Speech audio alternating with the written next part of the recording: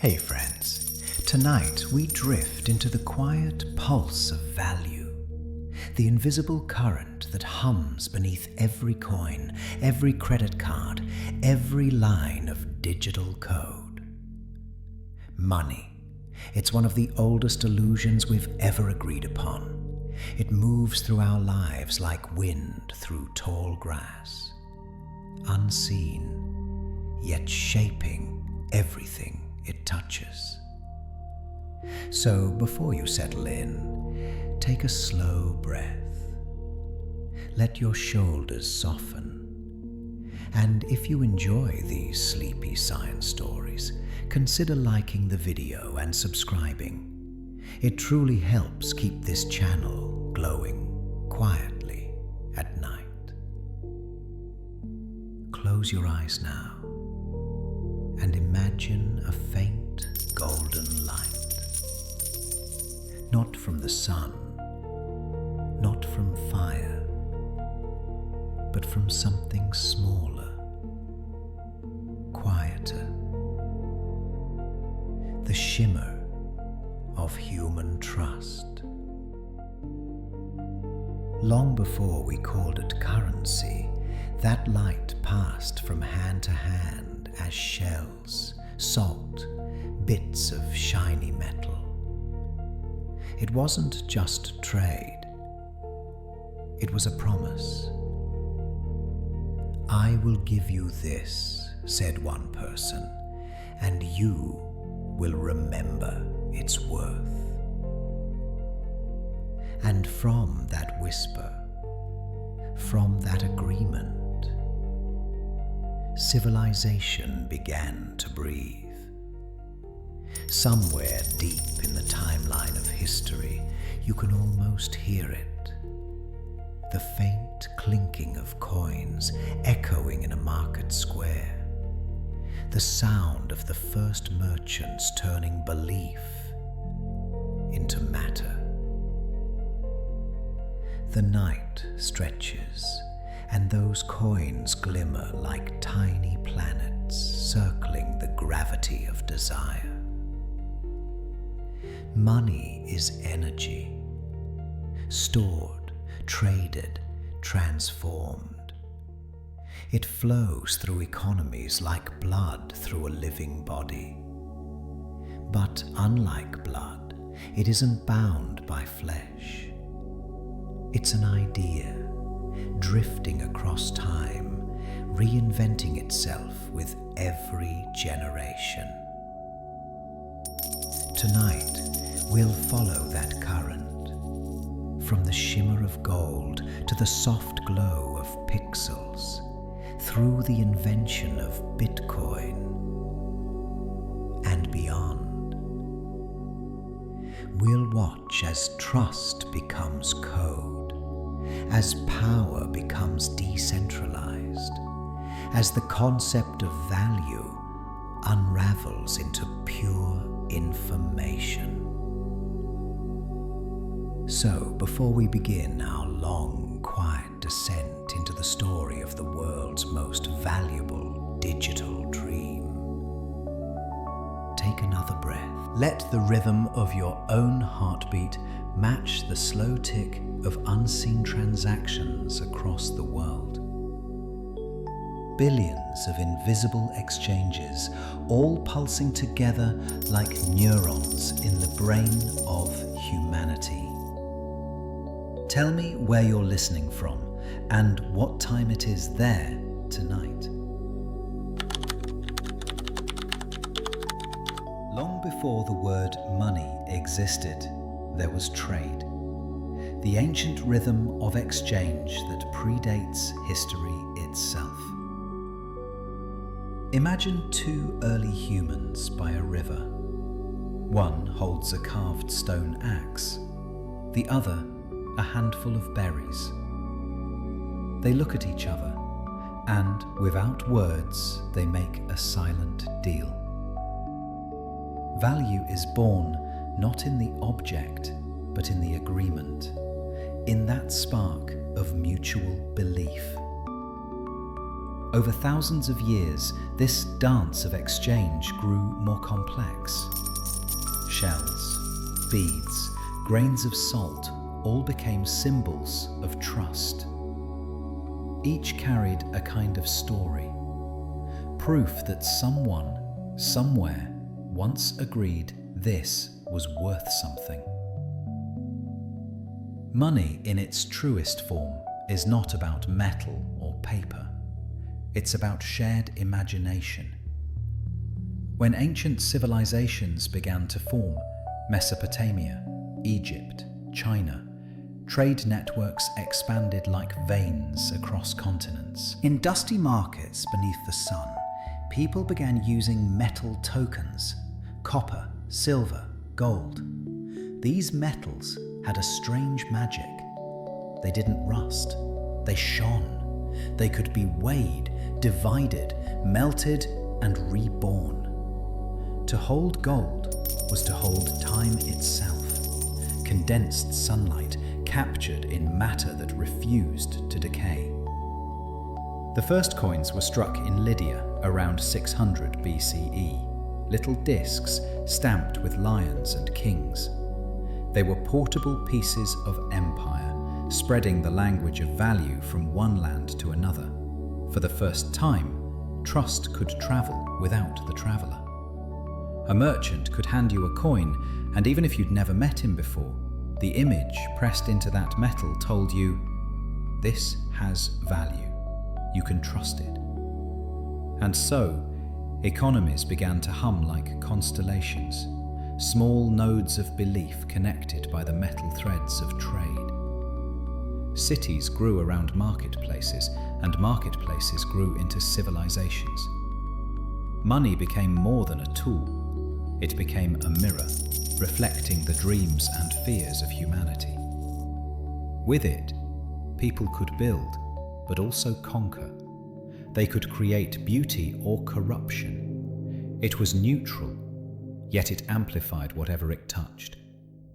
Even in those ancient days, philosophers sensed its strange power. Aristotle wrote that money exists not by nature but by law, an invention of the mind, sustained by agreement. In the dark quiet of time, that statement still glows like an ember. Money is trust, crystallized. As the centuries drifted on, trade routes spread across deserts and seas. Gold from Africa met silk from China. Spices crossed oceans. Empires rose and fell on the weight of silver. Everywhere, people touched the same invisible substance, belief, and gave it shape. But as wealth flowed faster, a quiet question began to form beneath it.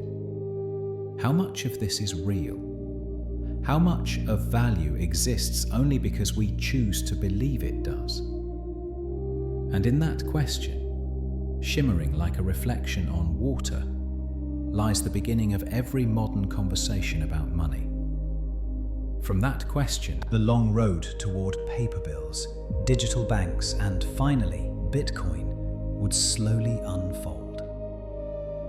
You can almost hear it, the soft metallic heartbeat of history, still echoing through the wires of the internet tonight. Somewhere in the deep folds of human memory, gold begins to glow. Long before it became wealth, it was light, captured sunlight, sleeping in stone. The ancients found it gleaming in rivers, uncorrupted by time, untouched by air. It never tarnished, never faded. Gold seemed immortal. That immortality made it sacred.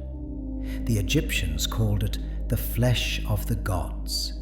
Kings and empires wove it into crowns, walls, and temples, believing its radiance would bridge the mortal and the divine. Yet beneath all the mythology, something more practical stirred. Gold was rare, durable, recognizable. In every culture that touched it, people reached the same quiet conclusion. This means something. And so, gold became the first universal language of value. No matter your tongue or your god, a gold coin spoke clearly. It told the story of effort, scarcity, and endurance. To hold it was to hold trust itself, compact and shining. By the time of the Roman Empire, gold had become the spine of civilization's economy. Each coin bore the face of an emperor, stamped into permanence, a promise that the empire stood behind its worth. But even then, the illusion trembled. When emperors fell, when wars drained the treasury, the gold was melted down, reforged, reimagined. Value survived the rulers who tried to control it. There's something deeply poetic in that. Gold as the quiet defiance of time. Empires rise, languages vanish, belief systems shift. But that soft yellow light remains the same. It's a constant heartbeat in the chaos of human ambition. Think of what gold really is. Forged in the death of stars, scattered by supernovas billions of years ago. Every ring, every coin, every buried treasure, all stardust. Condensed by cosmic violence, carried through space, and found again by curious hands. When you touch gold, you're touching the bones of an ancient explosion. You're holding a fragment of the universe's earliest fire. Perhaps that's why we worship it. Not because it buys things, but because it reminds us of eternity. But the more people trusted gold, the heavier the world became. To move value meant moving metal. To trade across oceans, ships had to carry literal tons of glittering weight. And slowly, humanity began to imagine a new form of value. One lighter, faster, freer. The idea of paper as money seemed absurd at first.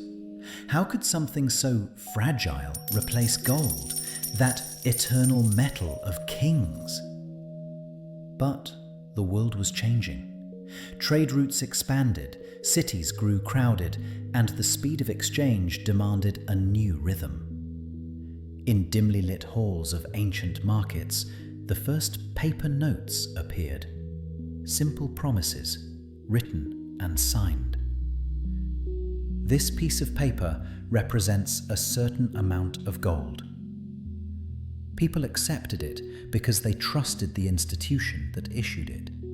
And thus, trust itself, not metal, became the real currency. Gold, for all its beauty, had begun to teach us a paradox. The more we worship permanence, the more we crave freedom. And so, gold began to fade from daily touch, retreating into vaults, resting in guarded silence, while its ghost, its idea, lived on in paper, then in numbers, then in light. Yet, even now, when people whisper of financial collapse or instability, what do they return to? Gold, the timeless refuge. It waits patiently, gleaming beneath history, reminding us that all our abstract systems are still anchored to something ancient, physical, and profoundly human. The need to believe that something, somewhere, will always hold its worth. The hum of the world slows, and for a moment in that golden stillness, you can feel the old heartbeat of value, a rhythm older than trade, older than words, still glowing softly in the dark. When gold became too heavy for the pace of human desire, paper arrived, light as breath, delicate as trust. Imagine the first merchants handing over small sheets marked with ink and seals, whispers of value written in symbols. This note, they said, represents what we once held in our hands. At first, it must have seemed like a trick, a magician's illusion. How could something so fragile, so easily torn, carry the weight of gold? But trade does not move on metal alone. It moves on belief. And belief, once it spreads, can turn paper into power. The Tang dynasty of China was among the first to weave this dream into reality. In the 8th century, they began using jiaozi, paper notes backed by government trust. These notes made trade lighter, faster, more fluid. Gold could sleep in vaults while its spirit moved freely through the markets. The idea was revolutionary. Money no longer needed to be a thing. It could be a thought. Centuries later, Europe followed, reluctantly at first. The merchants of Venice and Amsterdam began issuing receipts for gold stored in banks.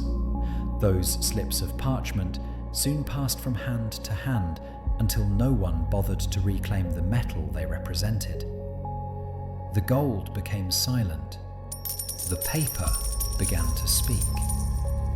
And with that, humanity crossed a quiet line from substance to symbol, from weight to whisper. As centuries passed, paper money evolved from promise to power. Governments discovered they could issue more notes than gold reserves, trusting that not everyone would demand conversion at once. Economies expanded. Wars were funded.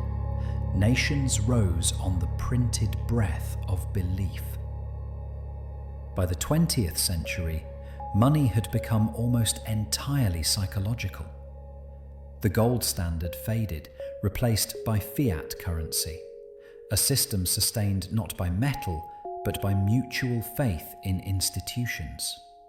A dollar was worth a dollar because we agreed it was. It was trust, encoded in ink and policy. Pause for a moment and let that thought ripple through you. Every bill in your pocket is a story. Not a piece of value, but a shared dream, a collective hallucination that holds civilization together. This invisible worth, this trust made tangible, is both fragile and powerful. It has built cities, ended empires, and shaped destinies.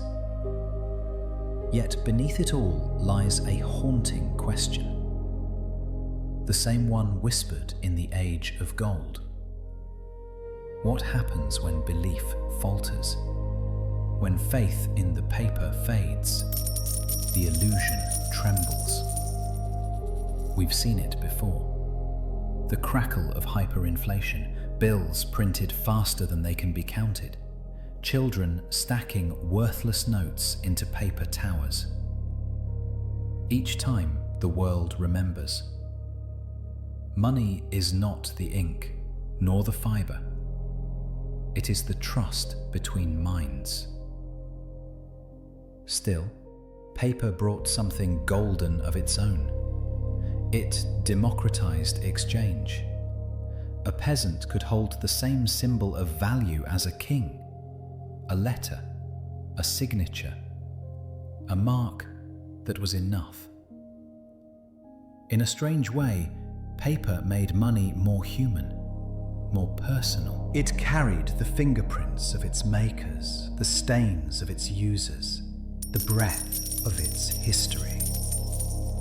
Now, centuries later, we no longer touch our wealth. We send it through screens, through numbers that live nowhere and everywhere. But the journey began here, with paper fluttering between fingers, each note a fragile vessel of faith. Close your eyes and imagine those first traders again.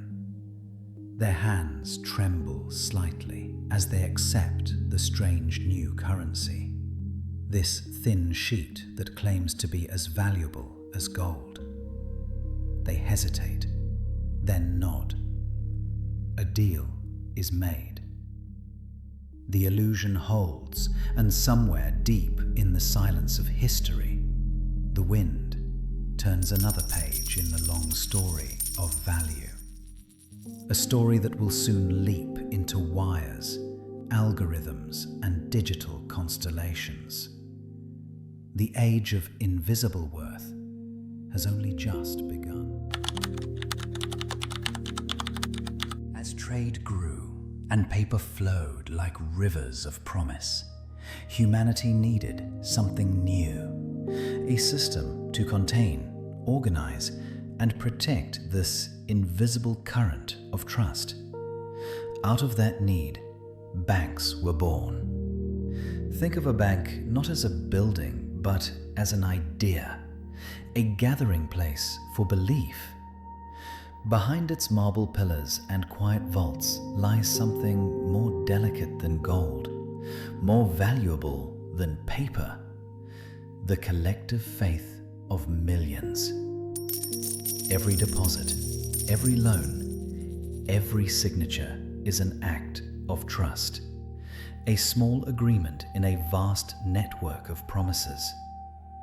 Long ago, in the merchant cities of Renaissance Italy, families like the Medici turned this faith into architecture. They built the first modern banks, places where money could rest, multiply, and move without ever being seen. The word credit itself comes from the Latin credere, meaning to believe. Every loan, every balance, every note of currency is born from that single verb: to believe. And so the invisible worth of paper found a new home, inside ledgers written by candlelight. Each number a whisper of trust recorded in ink. A banker's quill was a bridge between worlds, the tangible and the abstract, the measurable and the imagined. Over centuries, these ledgers expanded beyond walls and cities until the entire world became one great book of accounts. What we call the global economy is, in truth, an enormous story, one constantly rewritten, line by line, by billions of human choices. When you place money in a bank, you no longer hold it. You surrender it to the collective dream, trusting that when you reach for it again, the system will remember you. It's a strange ritual, both ancient and modern, giving up control to gain stability. But banks are not just vaults, they are engines. By lending out what they hold, they turn stored belief into motion. They fund houses, inventions, wars, and revolutions. They amplify the pulse of society, making the dream grow faster than any one person could. Yet, like all great systems of trust, they walk a thin line between creation and illusion. When too much faith is borrowed, when too many promises outnumber reality, the rhythm breaks. The trust that holds everything together begins to tremble. You can hear it in history's echoes, the panicked murmurs of 1929, the queues outside shuttered doors, the sound of paper collapsing into silence. Every financial crisis is, at its core, a crisis of belief, not of wealth, but of faith itself. Still, from each collapse the world learns, painfully, slowly, how to rebuild its web of promises. Regulations, reserves, insurance, each a patch on the fragile skin of global trust. In a way, banks are like cathedrals of faith, built not for gods, but for human confidence. Their architecture, the vaults, the columns, the hushed halls, reflects our longing for permanence in a world of uncertainty. The marble is meant to calm us, to say, your trust is safe here. But deep beneath those floors, money never sleeps. It circulates, multiplies, and transforms. It becomes investment, interest, speculation, endless ripples in the invisible ocean of finance. The system works as long as we believe it will. That's the secret and the danger. The numbers in our accounts are not gold, not even paper anymore. They are pulses in a network, electrical symbols flickering between servers, alive only as long as we trust the current to keep flowing. And so, as the world entered the 21st century, faith itself became digital. The old ledgers turned into databases, vaults became code. The hum of human belief moved into the language of machines. And then, as the century turned, something unexpected happened. The world's trust began to crack. The illusion of safety trembled under the weight of greed, and one autumn in 2008, the system built on centuries of collective dreaming suddenly began to unravel. That's where the next chapter begins, not with gold, nor paper, nor banks, but with code. Lines of logic whispered into the night by an unknown mind. A new kind of trust, born from mathematics. A rebellion against the fragility of belief itself. It began as many quiet catastrophes do, with too much faith, too many promises, too many numbers written in invisible ink. In the early years of the 21st century, the world believed the system was unbreakable, that markets would always rise, that houses would always gain value, that banks were too large to fail. But belief, once stretched beyond truth, begins to fracture. In 2008, the global financial system reached that breaking point. The crash began with subprime mortgages, loans made to people who could not repay them, bundled into complex financial products that few understood, and sold across the world as safe investments. It was a castle made of data and denial, shimmering until the first gust of reality blew through. Then, everything fell silent. Markets collapsed. Banks that had survived centuries crumbled in days. Entire nations wavered on the edge of insolvency. Screens flickered red across the planet.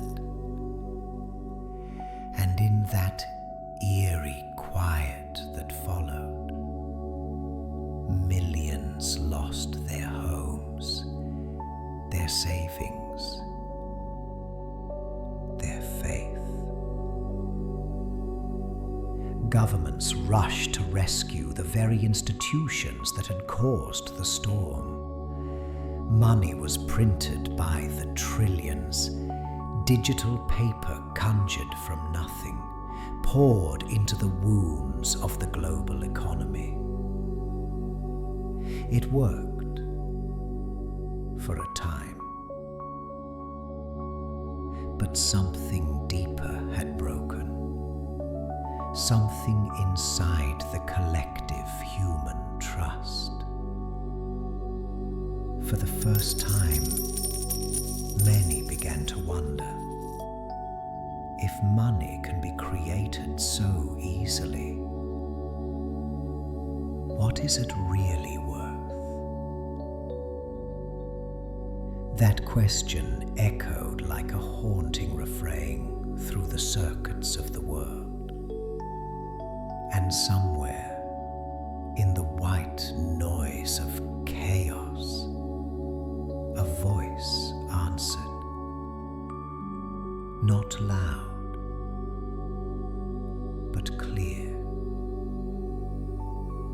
On January 3rd, 2009, as the global system still trembled, an anonymous figure named Satoshi Nakamoto mined the first block of a new kind of currency. Inside the code, he left a message. Simple, almost poetic. The Times, 3rd January 2009. Chancellor on brink of second bailout for banks. It was a headline from that very morning. A timestamp, a scar, and a declaration. Bitcoin was born not in wealth, but in disillusionment. Unlike the money that had failed the world, Bitcoin did not rely on governments or banks. It required no permission, no middlemen, no vaults. Its foundation was mathematics, not policy. It was transparent, incorruptible, and, at least in theory, free. For many, it felt like a revelation, a chance to rebuild trust without the institutions that had betrayed it. A currency not printed, but mined, not promised, but proven. Still, at that moment, few understood what had truly begun. A single computer, running in the dim light of a quiet room, was writing the first chapter of a new financial universe.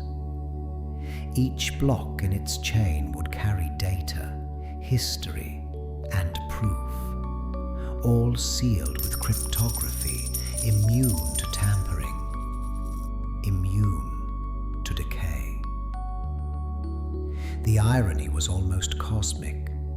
After millennia of believing in gold, in kings, in paper, and in banks, humanity had finally created something to believe in that required no one's word at all. Bitcoin wasn't just a new form of money. It was an experiment in collective truth. A way to say, we can trust the math, even if we no longer trust each other. In the cold digital dawn of 2009, the world didn't notice. But beneath the surface, the current of history shifted. The old arteries of finance, thick with centuries of belief, began to pulse with a new kind of blood. Data, encrypted and decentralized. It would take years for most to see it clearly. Years for this quiet rebellion to grow into a movement, and for the word blockchain to become a kind of modern incantation. Yet, even now, when you look back, you can almost feel that moment, the hum of a computer somewhere in the dark, solving equations that would rewrite the story of money itself. The sound was not loud, not dramatic. It was steady, patient, mathematical. The sound of trust being born again, this time without a human face. No one knows who Satoshi Nakamoto truly was or is. A person, a group, a myth woven from binary light. They appeared as if from the digital ether, precise, polite, almost serene. Their emails and forum posts read not like manifestos, but like poetry wrapped in code. Gentle, deliberate, certain. Satoshi's creation was not just software. It was philosophy disguised as technology. Bitcoin's white paper, only 9 pages long, reads like a whisper from the future. It begins with a simple sentence. A purely peer-to-peer version of electronic cash would allow online payments to be sent directly from one party to another without going through a financial institution. In those words lies a quiet revolution. A proposal to remove the ancient middlemen of trust, to let mathematics replace human authority. Before Bitcoin, the digital world had tried and failed to create money that could exist without oversight. The problem was double spending, the risk that a digital coin could be copied infinitely, like any other file.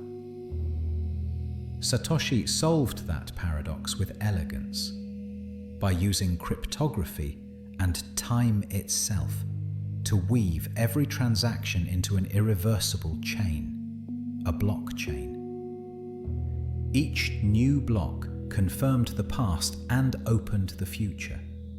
Each miner became a witness, each transaction an entry in a public, permanent book. No bank, no king, no paper, only math.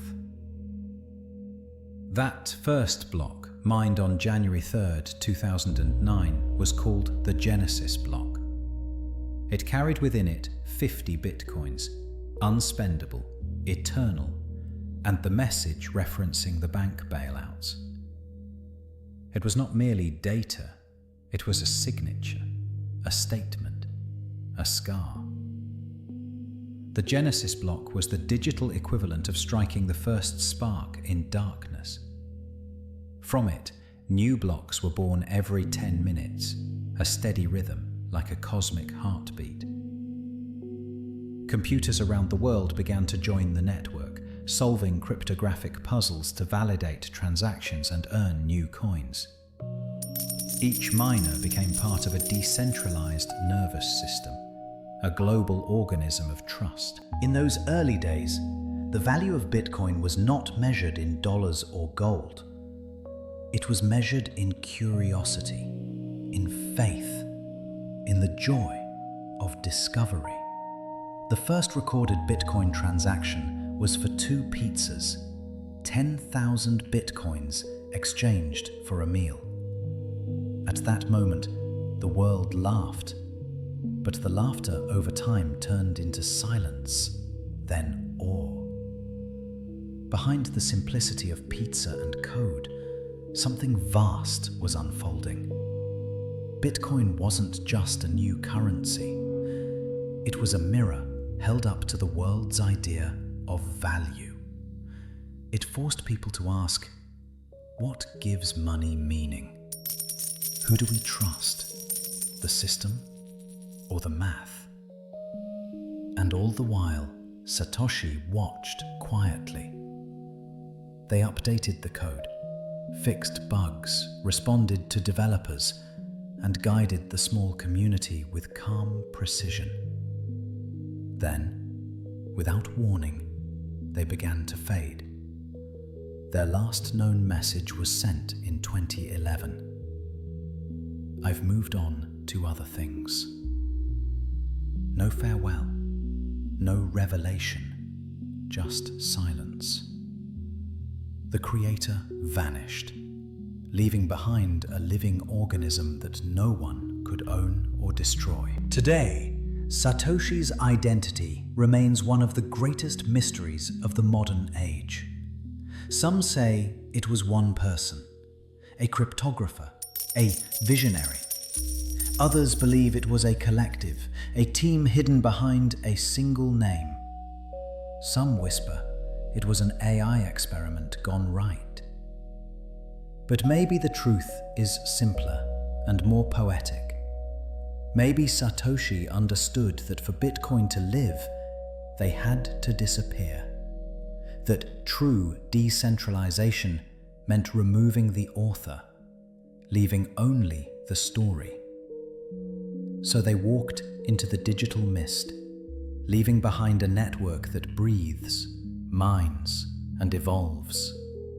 A system where no one is in charge, yet everyone participates.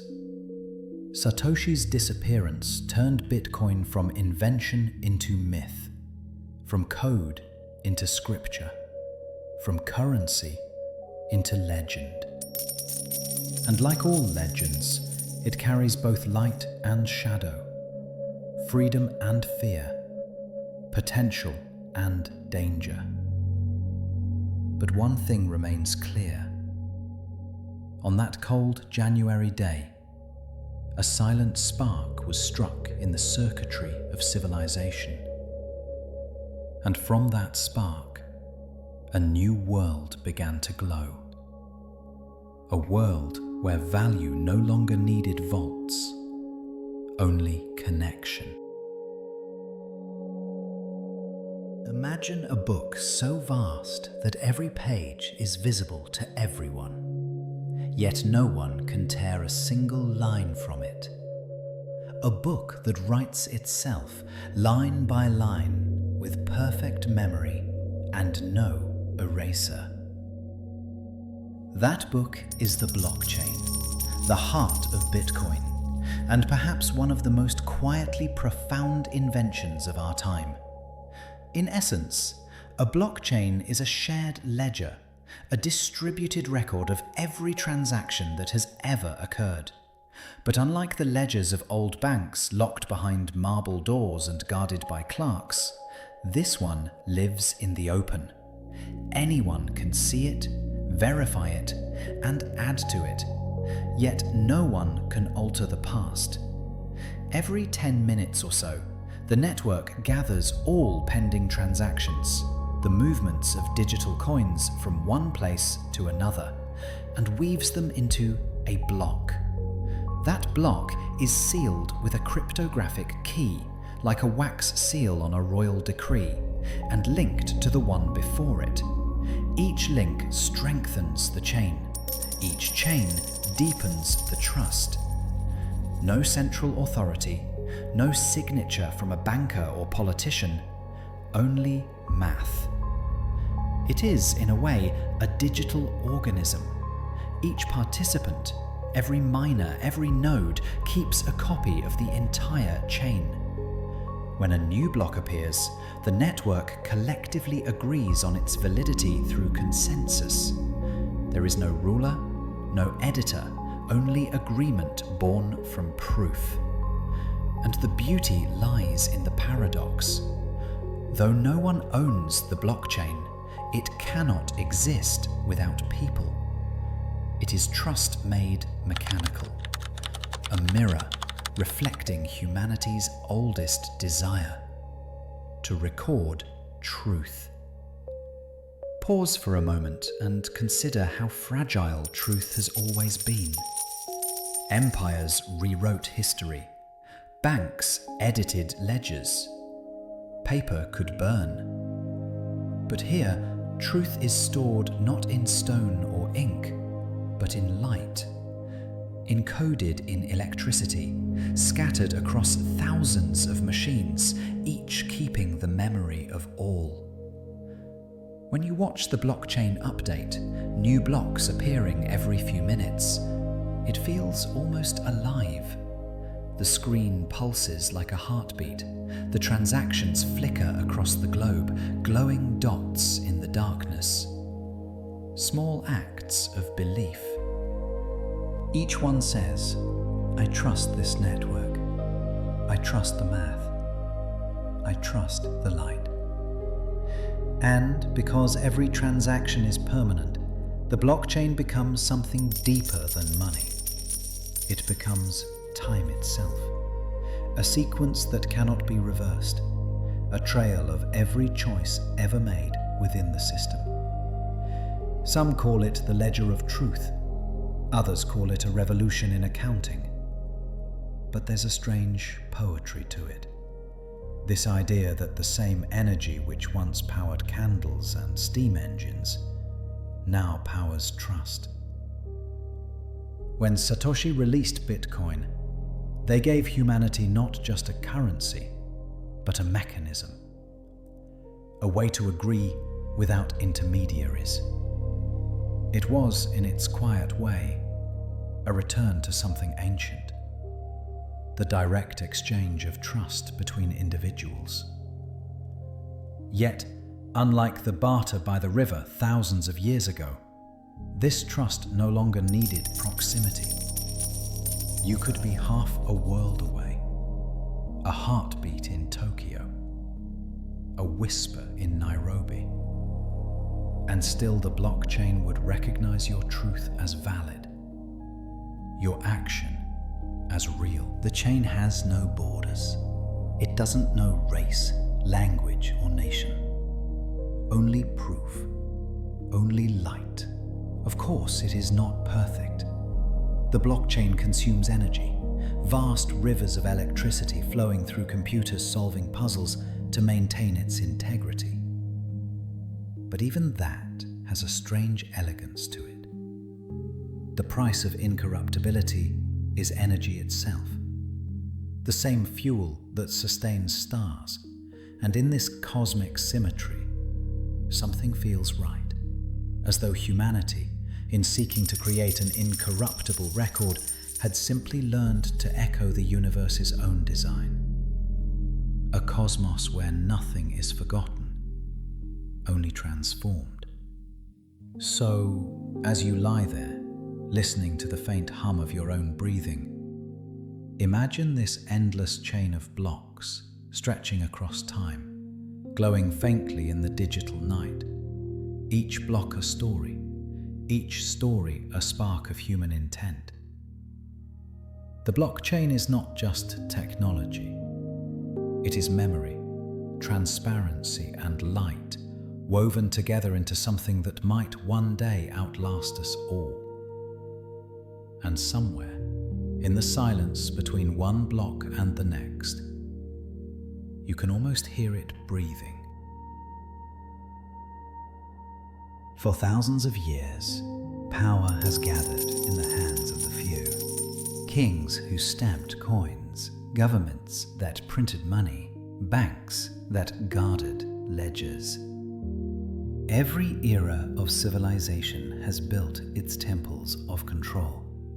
And for just as long, people have quietly dreamed of freedom, of a world where value flows without permission, when no single hand can freeze, alter, or erase what is yours. Bitcoin did not just introduce a new kind of money, it proposed a new kind of order, a decentralized one. In a decentralized system, There is no throne, no central switch. Every participant becomes a small pulse in the network, equal and autonomous. The rules are not dictated from above. They are woven into the code itself, the unchangeable laws of mathematics. Imagine a vast web of light stretching across the planet. Thousands of nodes, each one a tiny consciousness keeping the system alive. If one node falls, the web remains. If one region darkens, the others keep glowing. That is decentralization. Resilience through distribution. Trust through transparency. Freedom through structure. It sounds almost paradoxical that true freedom could emerge from something as rigid as code. But that is the quiet genius of it. Bitcoin's rules are not negotiable, not political.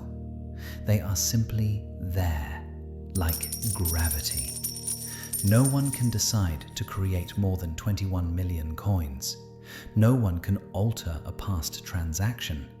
No one can rewrite the chain. In this way, decentralization becomes a kind of digital democracy, one without presidents or parliaments, yet governed by perfect accountability. Every action is recorded. Every movement of value leaves a trace, visible to all, yet anonymous in its design. You might think of it as a return to nature, a financial ecosystem that regulates itself. No single point of failure, no single entity to corrupt. The system breathes, self-corrects, endures. But decentralization is not just about power, it's about philosophy. It challenges the very foundation of how societies have been organized. It asks, do we still need intermediaries to tell us what to trust? Or can trust itself be written into logic, into light? When you hold Bitcoin, you do not hold a promise from a bank. You hold a fragment of a global consensus, a shard of truth confirmed by countless machines working in unison. That truth does not care who you are, what passport you carry, or where you were born. In this digital landscape, borders blur. A transaction in Iceland and another in Indonesia are treated the same. There is no difference between the rich and the poor, only between those who understand the system and those who do not. It's a form of equality that feels almost utopian, yet fragile, because it depends on the honesty of code and the purity of math. If either is corrupted, the illusion of freedom fades. Still, for many, the idea itself was enough to ignite something spiritual. Decentralization became not just a structure, but a movement, a belief that perhaps for the first time in history, technology could give power back to individuals. No rulers, no banks, no single source of truth. Only a network, humming softly, built by all, owned by none. Close your eyes for a moment and imagine it. This immense digital forest, each tree a node, each root a transaction, each leaf a spark of trust. The forest has no center, no master, and yet it grows endlessly in perfect balance. That is the beauty of decentralization, a kind of quiet rebellion against the gravity of control. And though it began as code, it has become something larger, a mirror for humanity's oldest dream. A world where truth cannot be bought and trust belongs to everyone. In the stillness of the night, when the world sleeps and the internet hums softly around the globe, that network keeps breathing, steady, incorruptible, and infinite. A heartbeat made of light. Every miracle has a cost, even the invisible ones. And for Bitcoin, that cost is energy. Somewhere, right now, millions of machines hum quietly in the dark. In basements, warehouses, and data centers scattered across the globe, they work tirelessly to solve cryptographic puzzles, tiny equations of trust. Each solution adds another block to the chain, securing it against deceit. This process is called mining, though no shovels are used and no earth is disturbed. Instead of striking metal from stone, miners extract truth from chaos, transforming raw electricity into order. To some, this seems absurd. How can burning energy create something as abstract as money? But the answer lies in physics, not finance. In the universe, order is rare. Entropy, the slow drift toward disorder, is nature's constant. To resist it, to build something structured and permanent, requires energy. Every act of creation is an act of defiance against chaos. Bitcoin's network does exactly that. It burns energy to maintain honesty. The difficulty of mining, the immense power consumption, ensures that cheating the system is nearly impossible. Each block, sealed by proof of work, is a small monument to effort, a digital pyramid built from electricity. Critics call it wasteful, supporters call it necessary. But perhaps both are right. In a world where information can be copied infinitely, Bitcoin creates scarcity, not through matter, but through energy.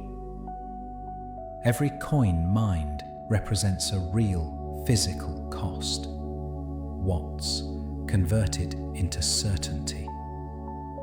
And in that sense, Bitcoin is the first currency directly tethered to the physics of the real world, to the second law of thermodynamics itself. When you think about it, it's strangely poetic. We've built a system of trust that mirrors the very structure of the cosmos, a balance between energy and order, between chaos and creation. Consider this. The light of a star exists because energy fights gravity. It burns constantly to prevent collapse.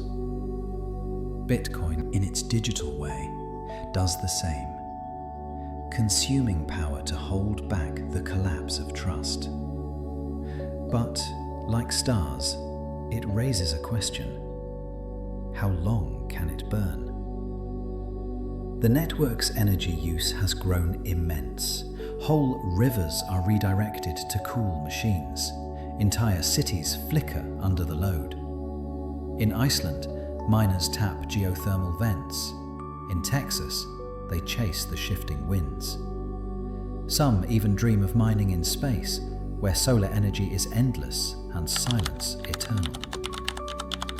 And yet, for all its consumption, Bitcoin has revealed a truth humanity often forgets. That energy is the most universal form of value. Everything, from stars to societies, runs on it. Food, light, heat, movement, thought. Every economy, in essence, is an energy economy. In this way, Bitcoin may not be a departure from nature, but a continuation of it. A digital ecosystem powered by the same principle that lights the sun. Still, the paradox remains. How much energy is too much for trust? Can the pursuit of incorruptibility justify the heat it generates, the carbon it exhales into the night sky? Perhaps the answer is not to consume less, but to evolve. Already, new ideas shimmer on the horizon. Networks that use proof of stake, quantum verification, renewable sources. Humanity, it seems, is learning to harmonize with its own inventions. For now, though, the hum continues. The miners keep their vigil, their fans whirring softly like distant waves. Each calculation adds another layer of truth, another heartbeat to the blockchain. It is strange comfort to think that somewhere, deep in the circuitry of the world, energy is being transformed into trust. Pure, luminous, mathematical trust.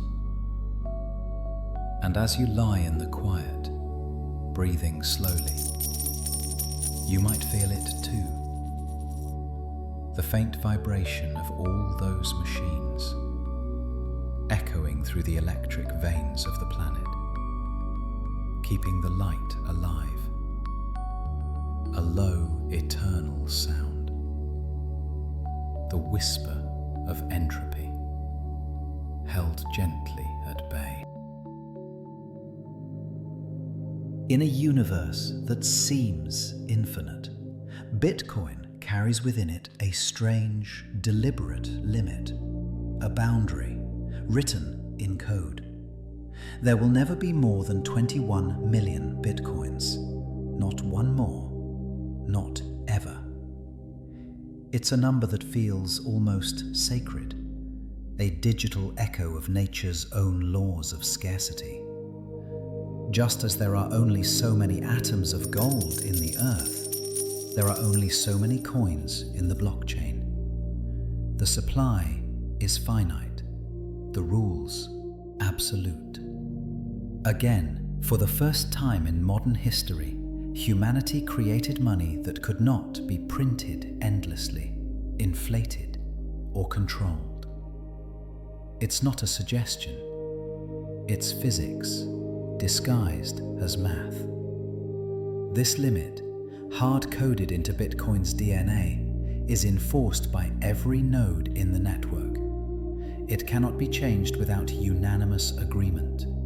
And, in a system built on mistrust of authority, unanimity is impossible. That's the paradoxical beauty of it.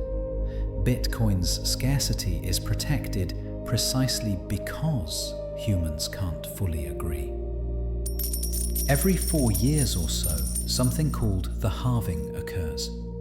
The reward that miners earn for creating new blocks is cut in half, like a pulse slowing over time. This rhythm continues until sometime around the year 2140, the very last fraction of a Bitcoin will be mined. After that, there will be no more creation, only circulation. Again, it's as if the network itself breathes in long mathematical cycles. Expansion, contraction, silence. Each halving event is both a ritual and a reminder. Value grows not from abundance, but from limit. Scarcity gives weight to existence. Without it, gold would be just another metal, and time would lose its meaning. In this way, Bitcoin mirrors life itself.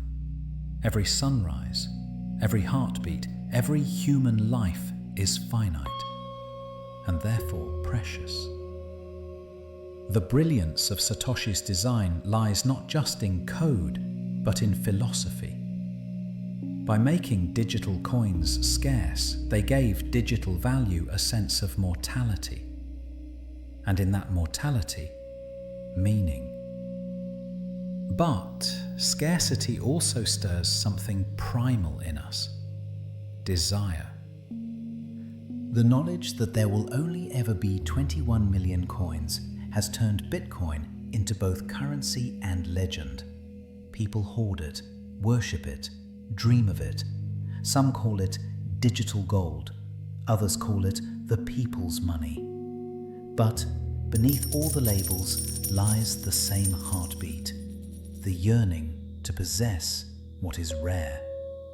Yet, unlike gold, Bitcoin's scarcity isn't bound by geology. It's not found in mines, but in minds, in the shared belief that code can be sacred, that math can hold value. And perhaps that's what makes it so hauntingly beautiful. Its rarity doesn't depend on matter, but on meaning. When you look at the blockchain, you see more than transactions. You see the slow unfolding of a digital universe governed by immutable law. Each coin, each Satoshi, is a fragment of that cosmos, small, finite, and eternal. Some people imagine the final day of mining, the year 2140, as a kind of digital solstice. The last new coin will emerge, perfectly divided among billions, and the network will simply keep humming, sustained by motion alone. A closed loop of trust and light. No more creation, only continuity. It's a thought both eerie and comforting that even in a world of infinite data, we've chosen to create something that ends. A digital horizon that reminds us nothing, not even money, should last forever. So, tonight, as you listen to the soft hum of your room, imagine that number, 21 million, glowing faintly in the dark. A cosmic boundary, drawn not by gods or governments, but by reason. A reminder that even in the vastness of the digital, we still crave the shape of the finite. And somewhere out there, among the silent servers and blinking lights, the chain continues to grow, block by block, until the final one is sealed, and the network exhales softly into eternity. For all its math and machinery, Bitcoin, like every form of money before it, still relies on something softer, more mysterious: human trust. Without it, the entire architecture of value collapses into noise. Trust is invisible, yet it binds every transaction in existence. You trust that a coin will be accepted tomorrow, that a promise made today will hold weight in the morning. Even Bitcoin, coded and incorruptible, only matters because people believe in it. Without belief, it's just data, ones and zeros drifting through the void. In a way, every currency is a reflection of time and memory. The word credit, from credere, means to believe. The word currency comes from current, a flow. Money moves through time as trust does through human hearts, carried forward by memory, by repetition, by habit. Satoshi understood this. That's why Bitcoin was built, not just as a network of code, but as a rhythm, a pulse that measures time in blocks, each one a moment sealed forever. Unlike paper bills that fade or bank balances that fluctuate, Bitcoin's record is eternal. Once written, it cannot be unwritten. In that permanence lies a strange kind of comfort. Every 10 minutes a new block is born, carrying the weight of all that came before. Each one is proof that time has passed, that the network still breathes, still believes. You could say that Bitcoin is not just money, It's a clock, a self-sustaining chronometer of trust, ticking not in seconds, but in confirmations. Every minor adds another beat, another assurance that time and truth are still aligned. And yet, for all this structure, human behavior remains the wild variable. Markets surge and crash, not because of code, but because of emotion, fear, greed, hope, love. Bitcoin, like all mirrors, reflects the psyche of its users. When people are hopeful, they call it a revolution. When they are fearful, they call it a bubble. But the truth is simpler. Bitcoin is neither savior nor villain. It is a tool, and tools reveal their makers. Watch the way people speak of it, and you'll glimpse something deeper than finance. The yearning for fairness, autonomy, control. After centuries of being told what money is, people wanted to decide for themselves. Bitcoin gave them that, and the weight of responsibility that comes with freedom. It's an odd paradox.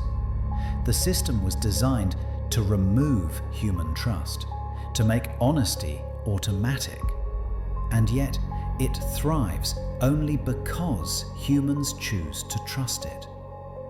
The code may be perfect, but the faith that keeps it alive is fragile, emotional, profoundly human.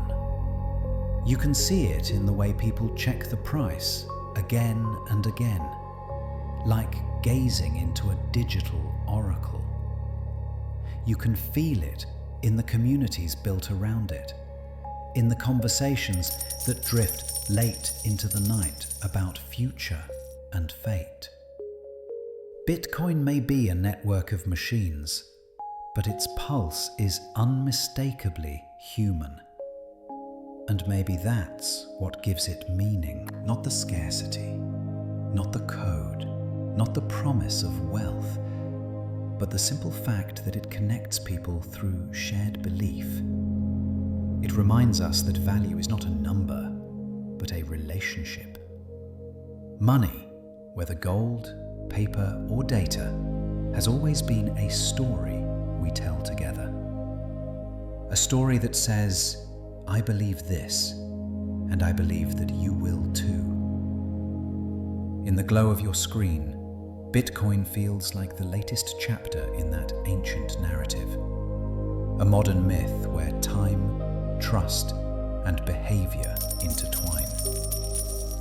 So as the blocks continue to form, one after another, think of each as a tiny act of faith. Millions of them, woven into a living tapestry of consensus.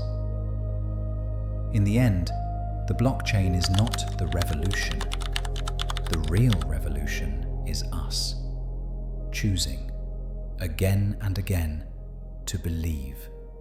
And that belief, more than code or cryptography, is what truly gives money meaning.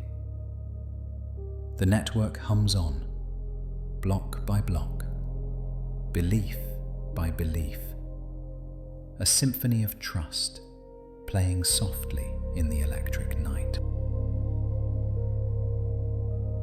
For all their differences, Bitcoin and fiat currency share a single heartbeat: faith. Without belief, neither can exist, and yet they are opposites in almost every other way. One born from code, the other from decree. Fiat means let it be done. It is the language of kings, of governments, of human authority. When a nation declares this paper has value, it becomes true, not because of metal or mathematics, but because of consensus, power, and law. A dollar is worth a dollar because we agree to treat it that way. Bitcoin, by contrast, says no decree is required. It exists outside the realm of permission. No state issues it. No bank validates it. Its value does not come from authority, but from scarcity, transparency, and the cold certainty of cryptographic proof. If fiat money is faith written on paper, Bitcoin is faith written in light. For centuries, the world relied on fiat because it was convenient, fluid, adaptable, controlled. Governments could print more when needed, manage crises, adjust interest, and keep the machinery of economy humming. But in that control lies danger. When too much is printed, trust erodes, inflation rises, the illusion of value stretches thin. You can't see the break at first, but history always shows it. In Rome's debased silver coins, in Germany's wheelbarrows of cash, in the quiet panic of every collapsing currency.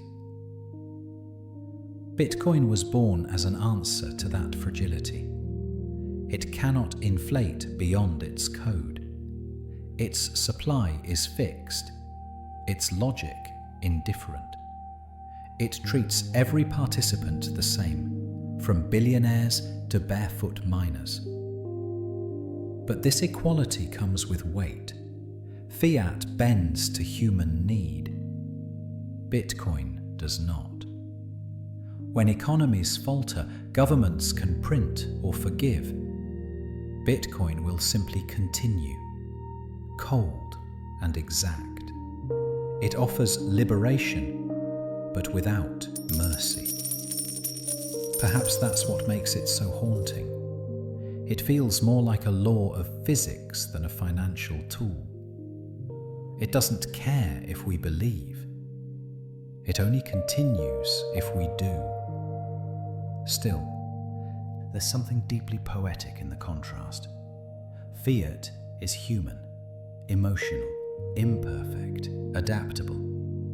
Bitcoin is cosmic, mathematical, inevitable, eternal. One breathes with the pulse of politics, the other hums with the rhythm of time. When you hold a dollar, you hold a symbol of collective trust in human institutions. When you hold Bitcoin, you hold a fragment of trust in mathematics itself. Both are fragile. Both are beautiful. Some say fiat is illusion, that it can vanish overnight with a signature or a screen glitch. But illusion, when shared by billions, becomes reality. Every skyscraper, every salary, every dream built with dollars stands as proof that belief is stronger than metal. And yet, there's something alluring in Bitcoin's purity. The promise of truth that cannot be rewritten, a value that exists beyond borders, beyond control. Perhaps the truth lies between them. Fiat gives humanity flexibility, a cushion against chaos. Bitcoin gives us discipline, a reminder that not all problems can be solved by printing promises. One flows like water, the other stands like stone. And maybe both are necessary. The illusion to keep us dreaming, the law to keep us grounded. When you think of money this way, it stops being about wealth and becomes about rhythm, the rhythm of belief. Fiat expands and contracts with emotion, politics, and power. Bitcoin moves in cycles of scarcity, halving, and proof. Each tells a different story of what we value most: control, or freedom, comfort or truth. In the stillness of night, they almost feel like celestial bodies, Earth and Moon, each orbiting the other, one reflecting light, the other generating gravity. Together, they shape the tides of human trust. And somewhere between them, you exist. A single observer navigating the invisible field of value that keeps the world turning. Fiat and Bitcoin are not enemies. They are the dual heartbeat of the same dream, the search for meaning in a world built from numbers. And when you listen closely, beyond the noise of markets and politics, you can hear that dream breathing, softly, like the ocean under starlight. As Bitcoin's glow spread across the world, whisper by whisper, block by block, governments began to stir. What started as a fringe experiment in cryptography had grown into something powerful, perhaps unstoppable. Banks, once the masters of value, found themselves watching a system that existed beyond their reach. And so, quietly, the world's great institutions began to respond. From China to Europe, from the United States to tiny island nations, central banks started to dream of their own kind of coin, a central bank digital currency, or CBDC, a digital form of fiat, still controlled, still governed, yet born in the image of Bitcoin. It's a curious paradox. Bitcoin was designed to remove intermediaries, to give power to the individual. CBDCs aim to digitize that same concept, but bring it back under centralized control. The same structure, reversed in spirit. Where Bitcoin is trustless, CBDCs ask for absolute trust in the state, in the algorithm, in the unseen hands that adjust the flow. Where Bitcoin is transparent, CBDCs can be opaque, every transaction traceable, every movement of value visible to authority. For some, it's a dream. Instant payments, fraud prevention, efficiency. For others, it's a warning. The end of anonymity, the beginning of programmable control. Imagine a future where every coin you spend carries your history, where the money itself knows who you are, where you've been, and what you bought. Imagine a tax applied instantly, a fine deducted before you even read the message. In that world, money no longer serves you, you serve it. It is both breathtaking and chilling, the idea that money, once born of freedom, could become a chain made of code. But the technology itself is neutral. It is neither good nor evil.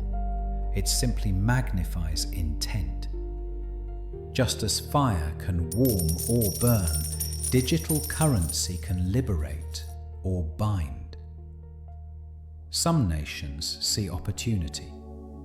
In El Salvador, Bitcoin became legal tender, an experiment in sovereignty, an attempt to step outside the orbit of global finance.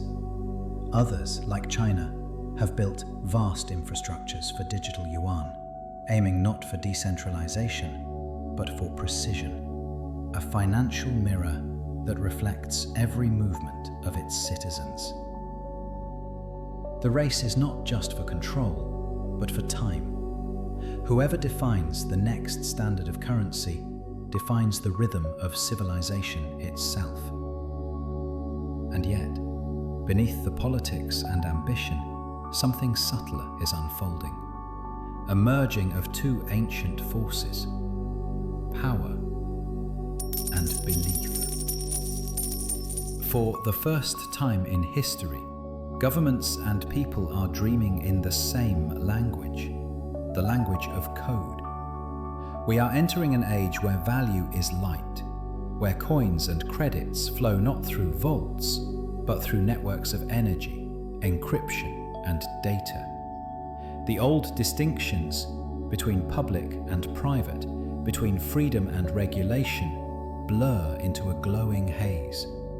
And somewhere in that haze, the future hums softly. It might be a future of perfect balance, where blockchain transparency ensures fairness and digital systems distribute wealth with precision and justice. Or it might be a future of quiet tyranny, where every breath of economic life is monitored, optimized, and owned. The outcome depends not on technology, but on us, on what we choose to value. Privacy or convenience, independence or order. For now, both futures exist side by side, like overlapping waves. One glows with the promise of liberation, the other with the precision of control. And perhaps, as always, the truth will lie somewhere in between, in a delicate equilibrium where trust and freedom coexist in fragile harmony. So, as you breathe and listen to the hum of your world, the soft vibration of phones, routers, satellites, and servers, remember, the future of money isn't just about code.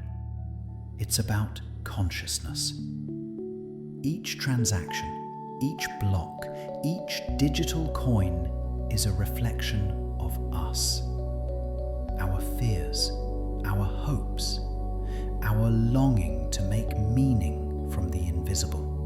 And as nations dream their coded dreams, the blockchain ticks quietly onward, indifferent, eternal, whispering the same message it has whispered since 2009. Trust the math, but never stop questioning the hands that write it. There's a rhythm to every revolution.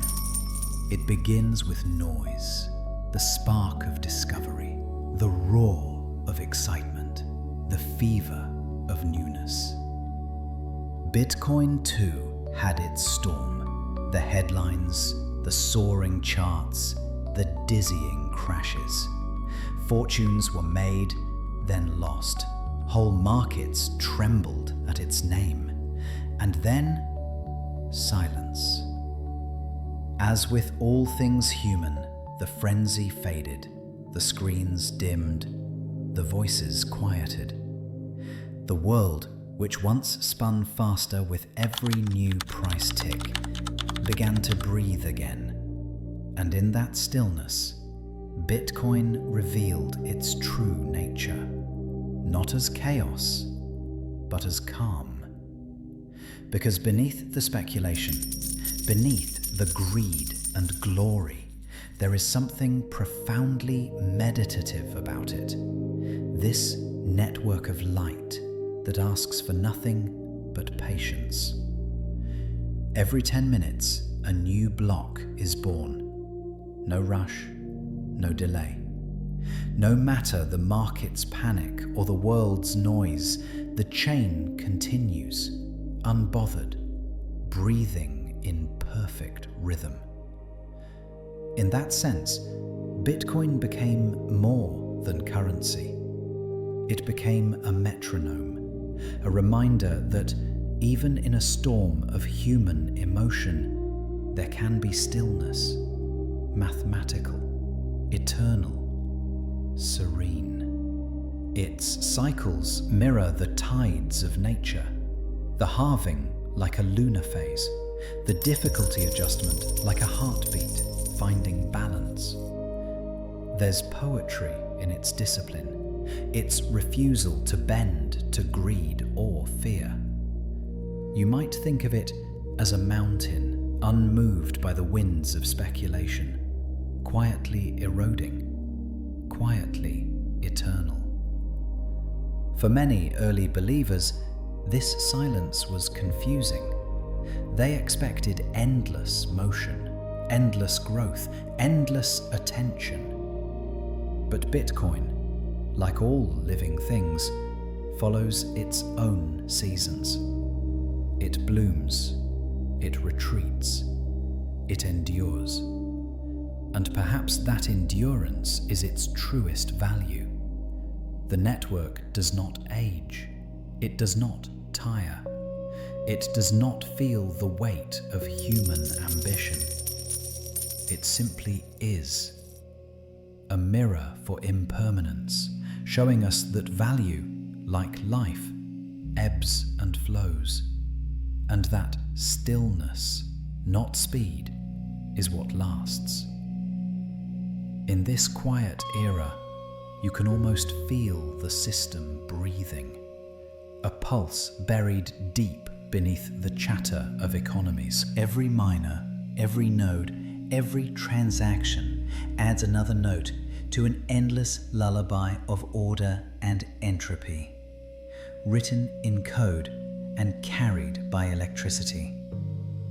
What once felt like rebellion now feels like reflection. Bitcoin has become the pause between centuries, a reminder that technology can be both mirror and meditation.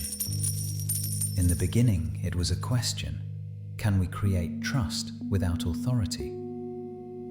Now, it feels more like a koan. Can we understand value without illusion? The silence that follows a storm is sacred. It is the space where meaning settles, where we see what truly remains after noise has passed. And in that silence, Bitcoin glows softly, not as a promise, not as salvation, but as a reminder that everything, even digital gold, is temporary, that every bubble bursts, every code decays, every block one day turns to dust. But in the process, something beautiful happens. From impermanence comes clarity. The noise fades, and we see what was always true: that value isn't stored in the numbers, but in the act of believing, of building, of continuing. So if you listen closely tonight, beyond the static of markets, beyond the heartbeat of machines, you might hear it, a whisper in the wires, calm and endless, a reminder that even revolutions must rest, and that silence too can hold value. When all the numbers fade, when the last block is mined, when the final transaction hums through the web of light, what remains will not be wealth. It will be energy. Because money, in every age, has only ever been a reflection of that. The movement of human energy to build, to share, to dream. Bitcoin, gold, paper, credit, each one a vessel carrying the same invisible current. Our collective desire to connect, to exchange meaning, to leave a mark on time. In the quiet beyond profit and price, Bitcoin begins to feel less like currency and more like a mirror, showing us what we truly value. It reflects not greed, but gravity, not riches, but relationship. You can almost feel it, this invisible network of trust and electricity, stretching across the globe, connecting strangers through the quiet faith that truth can be shared without a face, that cooperation can exist without command.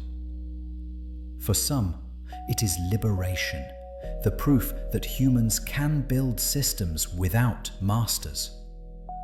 For others, it is chaos, a world without anchors, where value floats unmoored. But maybe it's both. Maybe freedom has always required a little uncertainty. When Satoshi disappeared, they left behind more than code. They left an idea that creation doesn't need ownership, that true power lies in giving something away. In that act, they transformed from inventor to myth, and Bitcoin from project to phenomenon. And perhaps that's the greatest lesson of all, that meaning comes not from accumulation, but from release, from letting go. In a world obsessed with possession, Bitcoin reminds us of transience. Every transaction, every mind block is an offering, proof that energy was spent, that effort existed, that someone, somewhere, believed enough to keep the network alive. It's the same story we see written in stars. Fusion, expansion, decay. Energy transformed, never lost. The blockchain, in its way, mirrors the cosmos, an unfolding record of light, shaped by entropy, anchored by trust.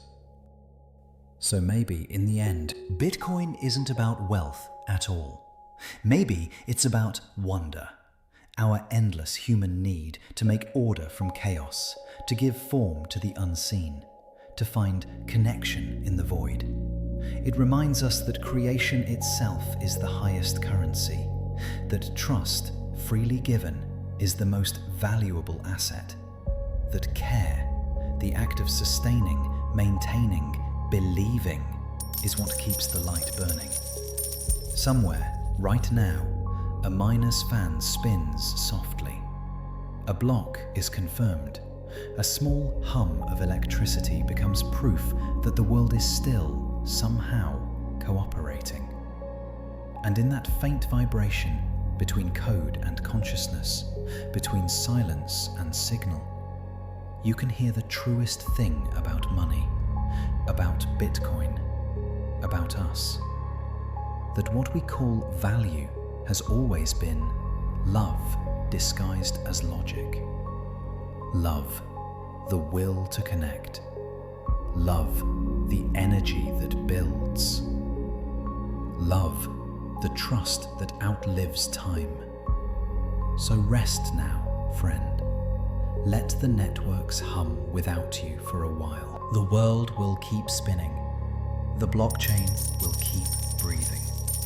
And the story of value will continue long after we've all closed our eyes. In the end, all currencies fade, all numbers vanish, but connection remains.